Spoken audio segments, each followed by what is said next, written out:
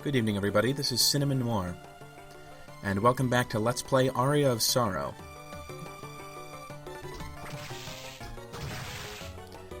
So here we are back again in the floating garden. Seems like a bit of a misnomer right now. This looks pretty solidly on the ground, but we're going to see what it means in a little while.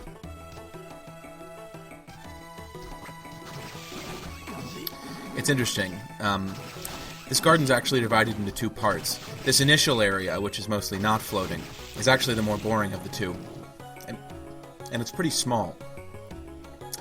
It's going to take us a while to get to the larger and more spread out part. We'll take a look at the map at some point and that'll show us, but for now let's just enjoy the ride. So in addition to the cockatrices here, we also have imps.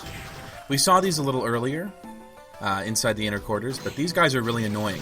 What they can do is they can take control of Soma and essentially make him repeat whatever action he last did before they started getting into work on him. So if you attack, they'll make you attack over and over again. If you're heading to the left, once they control you, they can steer you right out of the room, which can be pretty annoying. And they can do other stuff like that too. I'm not sure if they can make you jump over and over again, but I believe they can.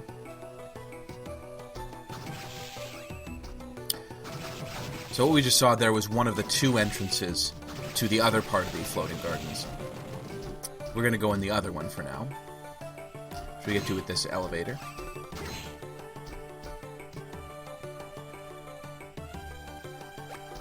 So here's Castle Map 3, which shows us, you might have noticed at the top of the map, those 6 weird squares. Those are the main part of the floating gardens. And a very curious part they are. We can't quite get up there, so we're just going to go over to the other side. Not a lot here, actually. Considering how difficult it is to get around this part of it, you'd think there were some more secrets. You'd think there were some more secrets here than are actually here.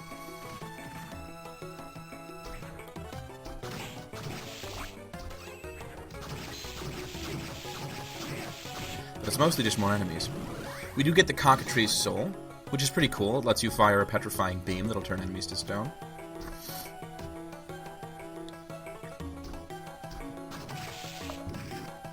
The Gorgons here are basically just tougher versions of the Catoblepas from earlier. Together with the cockatrice, it means it is very easy to get petrified here.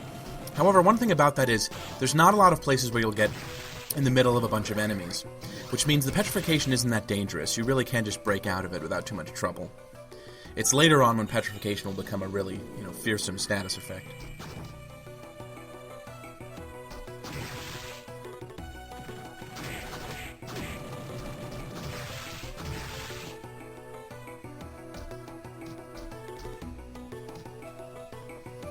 This is not my favorite of the areas in Aria of Sorrow. Particularly in this part, there's a lot of unnecessary waiting around, which can be frustrating.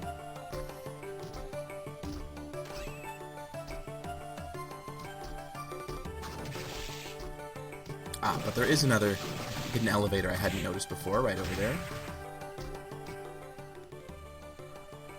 Which I thought I was going to take, but it took me a while to figure out what I was about here. There we go.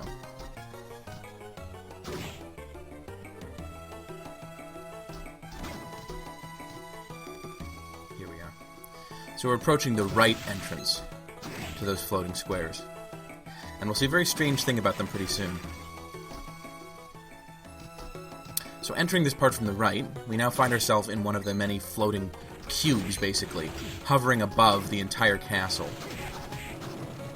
It's not explained in the game why this area teleports you all over the place, but it may have something to do with the fact that there is a portion of the castle right in the middle here, which saw some pretty momentous events back during the Battle of 1999, and which as a result is kind of the strangest part of the castle, and the one that's most closely connected to the chaotic heart of Dracula's power. But that's a ways off yet. For now, this is just kind of a weird area. So every single one of these cubes has an identical appearance, in terms of structure. They all have this same sequence of platforms, and at the top they all have some hidden items, mostly gold. What differs in every single one of them, you'll notice here, I was just showing off how they have strange connections to each other. They don't proceed in a linear fashion. What really makes them different is the different types of enemies they have here. Here I get hit by a Mandragora, which, like in the legend, basically screams and causes a tremendous amount of damage when you hear it. Now, I had thought that when you were looking away from it, you can't get hurt by it. Turns out that's how the Mandragora works in other Castlevania games, not in this one. I think as long as it is on screen, it actually can damage you for the full amount.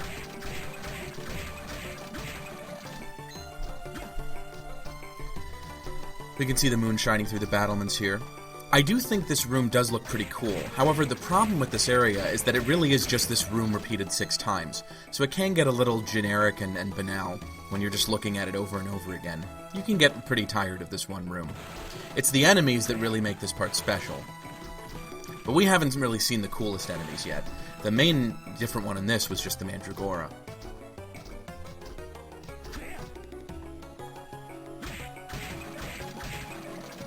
I do really like the clouds moving across the sky here. Very Halloween-y, very Castlevania-y.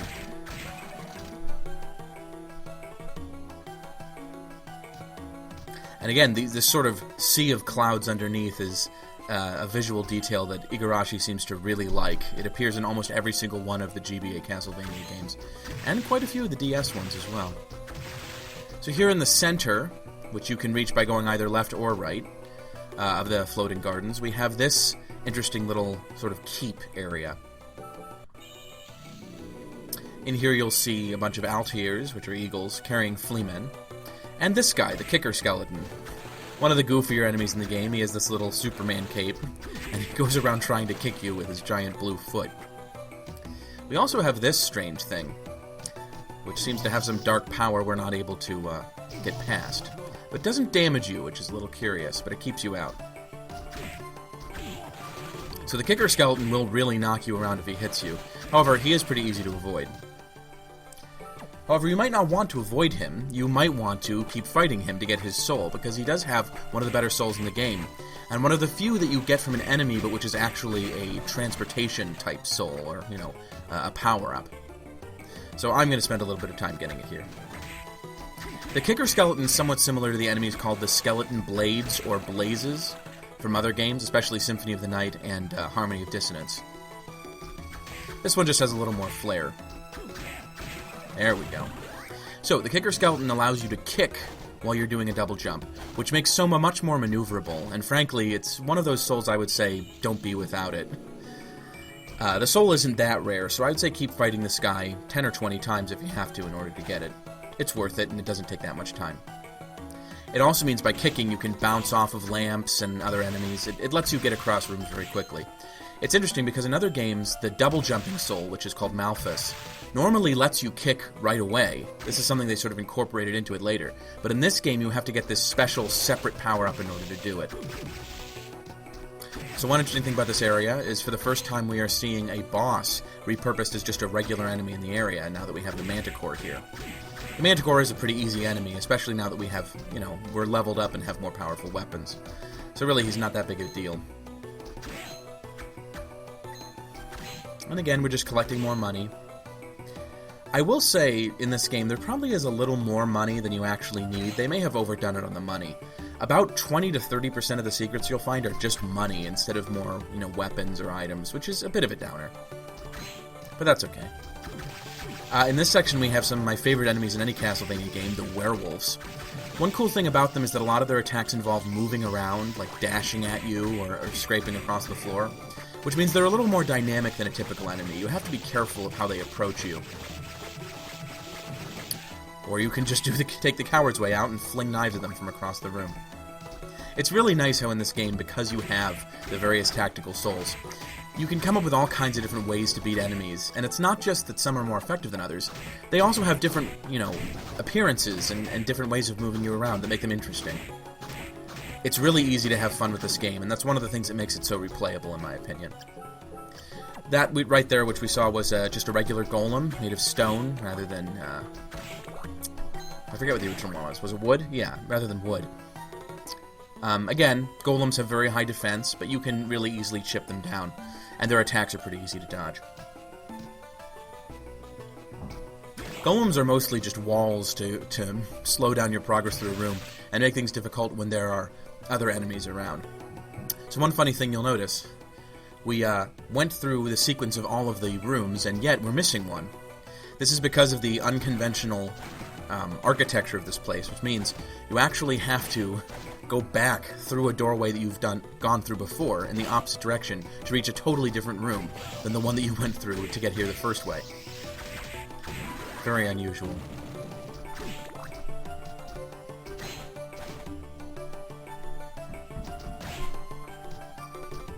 So in this one we have werewolves on top rather than the bottom, and we have a devil.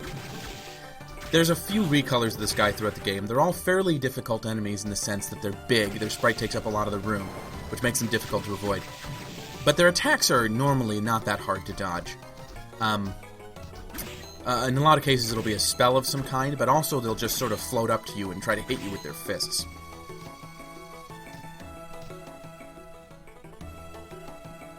So I'm just filling out this room. Oh, I forgot, this one is werewolves on the top and bottom. I love that attack the werewolves do where they basically summon a fireball in their hand and then hurl fire across the floor. I don't know how they came up with the idea of having werewolves do that, because it doesn't seem to have anything in common with the werewolf myth. But oh well. And now this will lead us to a new area. The Clock Tower. Probably the best level in almost any Castlevania game it shows up in.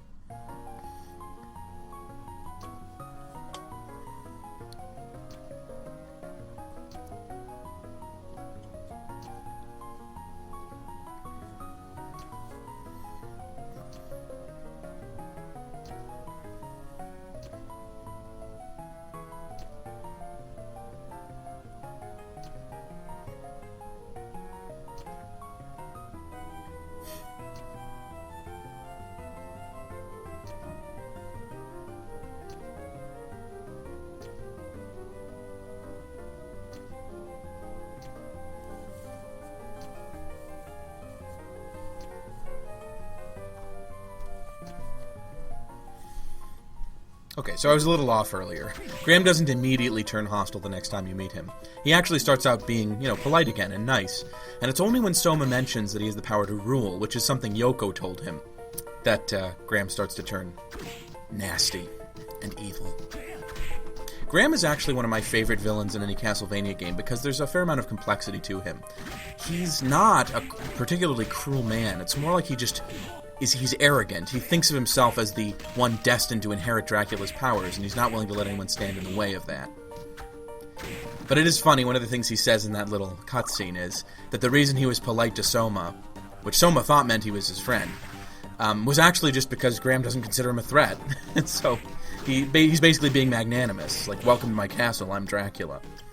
And Graham really does think that he is Dracula. By being born on the same day that Dracula died, Graham felt that he inherited his soul. We'll later find out that's not necessarily true. The soul doesn't quite work that way, but...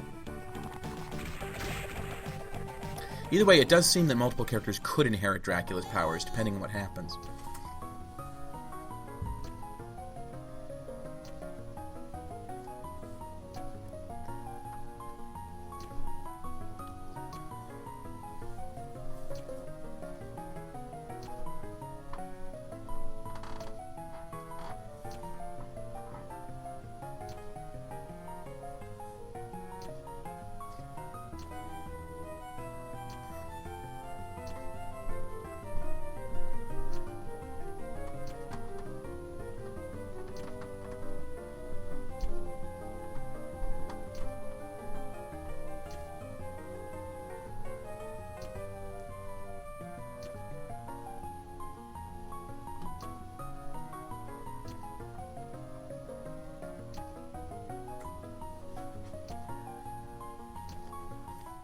I love that little clip of Yoko saying, hello, right when she sees Soma here. The Game Boy Advance was fairly primitive in terms of its capabilities, both audio and graphics related. But I think they did some pretty clever things with stuff like voice clips in this. So here's the bomber armor, rather difficult enemy.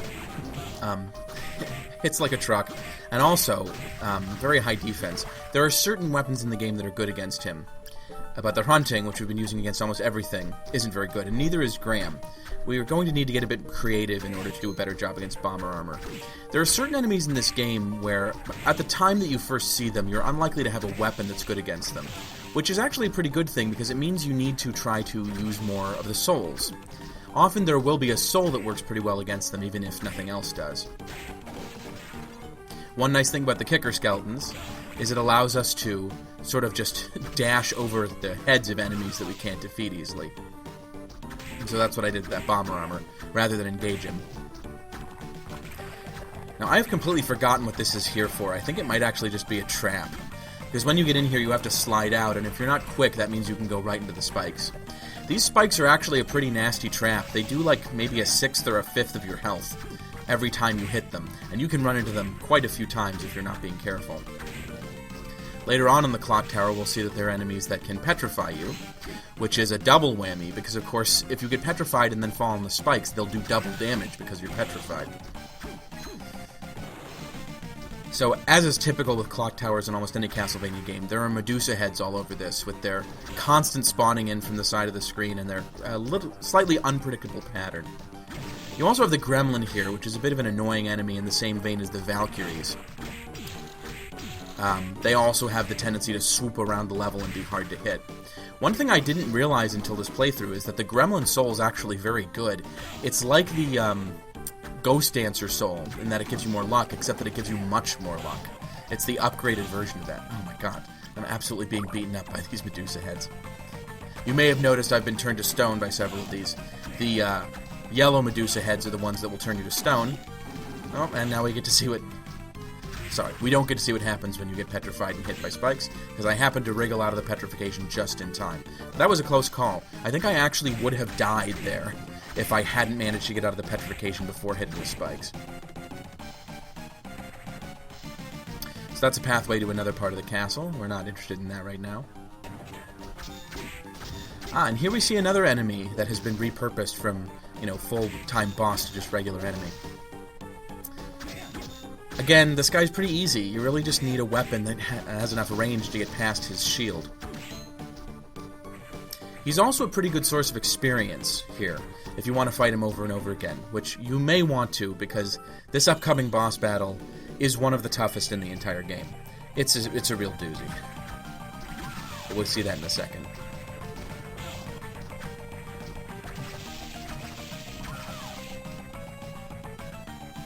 So, back through the Great Armor.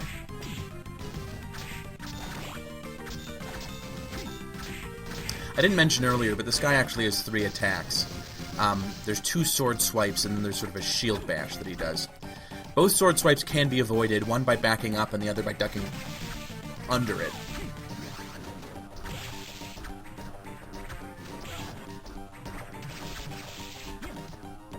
There we go. And I get the Harpy Soul. This is a fairly useful bullet-type soul where you send out feathers in both directions. I am going to end up using it against the next boss. So you may recognize this music from when we were briefly in the top floor of the mansion. However, here also, this is just a tease. This is a shortcut we're going to open up later, but for now we cannot get through there. So not much point in going over here. I'm mostly just trying to delay the inevitable. I do not like this next boss, and pretty soon you'll see why.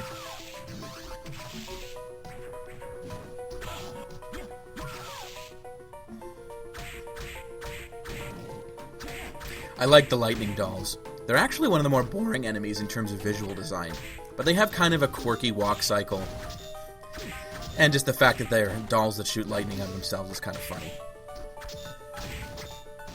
I don't know if I'd count them as just a recolor of the, what were they called, killer dolls from earlier, or a proper new enemy. It's interesting, I don't think there's a term for enemies that are clearly based on the same kind of model as an earlier one, but aren't just a recolored version. Because there's a lot of both of those kinds of things in most RPGs, including Castlevania. Little pause to collect myself, and here we go. So, as is fairly typical for a Castlevania game, in the clock tower, you fight death. This is not just a wake-up call of a boss. This is an incredibly difficult boss that I would say is harder than every other boss in the entire game, including the final boss. Not obviously in terms of strict numbers, but just in terms of your capabilities of fighting him at the time when you have to. There's lots of different things that make this boss fight annoying. One is the constant spawning of these little scythes, which is a fairly typical thing in Castlevania, but in a game that's mostly been easy so far, to have this kind of mechanic that's more familiar from the pre-Metroidvania Castlevanias, it can be very distracting. And another thing about these things is that they do actually do a fair amount of damage. But worse than that, they have a tendency to knock you into the swipes of the big scythe, which means that you get damaged twice at once and also get thrown around. So it's difficult to keep your positioning. The other thing about the scythes is even if they don't hit you, they will force you to move around constantly, which means they're constantly knocking you out of a good position to strike the scythe. Death in this first phase, and yes, this is a two-phase battle because it wasn't hard enough, also has multiple different attacks. In addition to summoning the little scythes and sending out the big one to swipe at you, he'll also throw his hands in the air, which will cause a bunch of beams of energy to fly out of the ground and attack you. These things are not too difficult to run away from. However, one thing that's a little annoying is there's a big delay between when he starts the attack and when they start moving, which means if the little scythes which keep spawning force you to one wall or the other, you actually won't be able to move far enough away once the attack starts in order to get past all of them. You can see here how I'm constantly running myself out of room by moving too quickly when that attack starts, by trying to run away from it. So, when you finally destroy the original scythe, his second phase begins, when his body itself becomes tangible, and he brings out a new, much more elaborate scythe. This phase, if anything, is more annoying than the first one. I'm trying to avoid his hitbox here by just using bullet souls, but it doesn't work. Yeah. So I die here. And yeah, like I mentioned earlier, this game over screen we see here is actually the same image as a painting that we saw in the dance hall. Fundamentally, I would say what makes this boss difficult is not so much the nature of his attacks as the confusing nature of his hitboxes. So in this first phase, he's obviously immaterial and you can't damage him. That's fairly obvious, and it's not, unfair. But the fact is that this scythe moves around in a very strange, unpredictable way. And even though you know that he can't be hit, the mere fact that his giant sprite is there distracting attention makes you kind of temporarily forget that he's not the thing you're trying to hit. I guess what I'm getting at is the image of the scythe, the sprite, is very plain compared with the elaborate nature of his body. So it's hard to remember that you can't hit his body and you have to hit the scythe instead. In the heat of the moment, I think that tends to be very distracting. It's kind of like what happens in Cuphead when you have, the bosses who you need to focus on hitting their weak points, but the boss is doing everything it can graphically to distract you from that and to throw you off. Now, I did not actually fight this boss only twice. I fought him 3 times. You may have noticed the transition there. This is because he absolutely just kicked my ass over and over again, and I was trying to not waste too much time. As you can see, I do have a lot to talk about with this boss, but not so much that I could afford to just play 15 minutes straight of me losing against him. The thing about this boss is, it actually is not that hard compared with the standard of Castlevania overall as a franchise. The thing is, though, that this is the Metroidvanias, this is the portable ones, which other than Circle of the Moon, are mostly pretty easy, and almost all of Aria of Sorrow is included in that. The thing is that almost no other boss in the game is this stressful or demanding. So, it just comes across as strange. This is one of those fights where I can definitely see Iga's personality coming out. And here in the second phase, you can really see, this is also very unnerving and involves some complicated hitboxes. It is hard to tell that you can even approach him close enough to get a hit in, even with a long-range weapon like a spear, because his scythe in this round takes up so much space. And that's not entirely an illusion. His hitbox is huge. This is just kind of frustrating. You need to be very careful how you approach him here. You also need to know that sometimes his scythe will not have an active hitbox. So for instance, in that last attack where he was just swiping it back and forth, there are parts where even though you're intersecting with the scythe, it's not actually hurting you. Meanwhile, when he does that thing where he sends it flying across the whole screen in a circle, in that phase, the scythe has a hitbox that will hit you the whole way. Another curious thing, which is hard to remember, is that, like with this attack, if you duck, it won't hit you. But the sprite is obviously intersecting with your sprite. So I wouldn't necessarily say these are wonky hitboxes. They're hitboxes that you can figure out, but they are not visually obvious. And the result is, frankly, they come across as unfair. This is the kind of boss fight where you sort of have to get into a rhythm of memorizing exactly how it works, rather than trusting your eyes or even your reflexes. I'm not particularly good at that kind of fight, which is one of the reasons I'm not a big fan of this fight, and, not terribly good at it. It also is, frankly, just shocking how much health Death has. Like, he can take way more hits than any other enemy in this game, including, I should say, so far, but including not only all the bosses we've fought so far, but several bosses that you fight after this guy. It's just very confusing. On top of all that, he has 2 phases. I mean, this boss is just a real meat grinder. But finally I managed to get through it, after a lot of heartache.